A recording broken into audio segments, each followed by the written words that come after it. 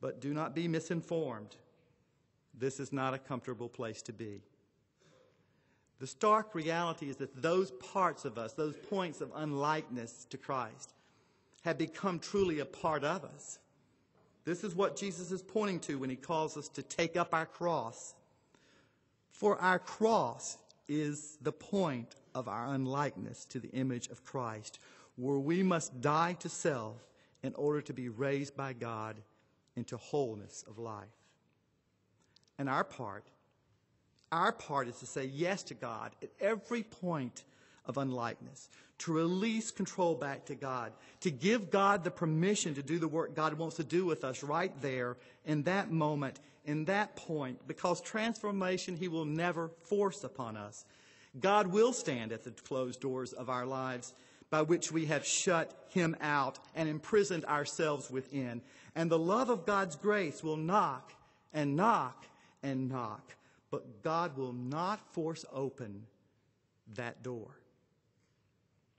It is here that we must emphasize the critical necessity of practicing spiritual disciplines: prayer, Bible reading, worship, study, retreating, fasting, and many more.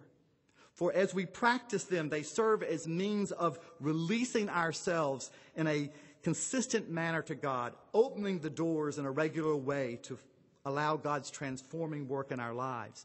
That's why it's so important for you to be in a place of community with other Christians, a small group, a Sunday morning Bible study class, a one-on-one relationship with someone on the journey.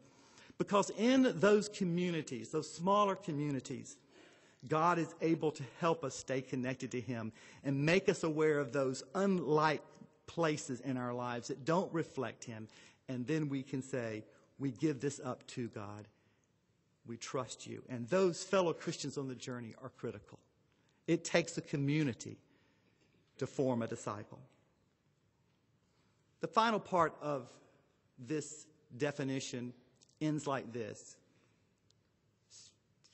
Christian spiritual formation is the process of being conformed to the image of Christ, the last part, for the sake of others.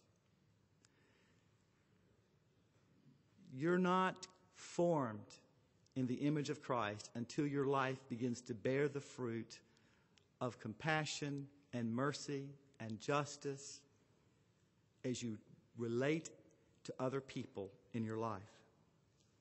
In expectation of having a baby in our home on a regular basis, we ventured upstairs into the no-man land of our attic to pull down an almost 30-year-old crib, the same one that we brought the daddy of this one home to begin his life. We hoped it would measure up to present safety codes, and thankfully it did. Yes, we don't have to buy a new crib. But the shifting around of our attic treasures and the successful excavation of this crib triggered a massive New Year's purging. Now, we've always found fresh motivation to clean up the house when we have guests coming, but there is absolutely no precedent for this cleansing episode. Our house still is not back in order. I tell you, I don't know when it will be. But I guess the arrival of a new generation of Booths is a good reason to have it in turmoil. When our new little one does arrive, she'll be completely dependent on her parents to meet her every need. She will depend on the maturity of her parents to put her needs first. Yes, she'll bring great joy by just being. But it will be some time before she will be able to choose for herself to set aside her needs and desires to care and serve others. The simple truth is that putting others before yourself is a product of maturity. It is in many ways a response to the love that you've experienced. If we do our job in loving her and providing a safe place for her to begin her life, there's a good chance that's where she'll go in the way she treats others. If you want a good litmus test of your spiritual growth, simply examine the nature and quality of your relationships with others. Are you more loving, more compassionate, more patient, more understanding, more caring, more giving, more forgiving than you were a year ago? If not, then there might be a good place to start. And there's room for all of us to start again. All of God's work is to conform us to the image of Christ. And it has its sole purpose that we might become what God created us to be, not only in a relationship with Him, but as much as that relationship is important and essential and priority, that relationship is never fulfilled completely until it evidences itself in the way we treat each other.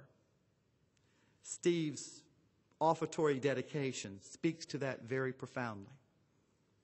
It's up to us to make a difference and to step forward and to choose, because of the love we've experienced and because of the forming that God's done in our lives, if we are being formed into the image of Christ, we will see others with eyes of compassion, just as Jesus saw them with eyes of compassion on the shore of Galilee.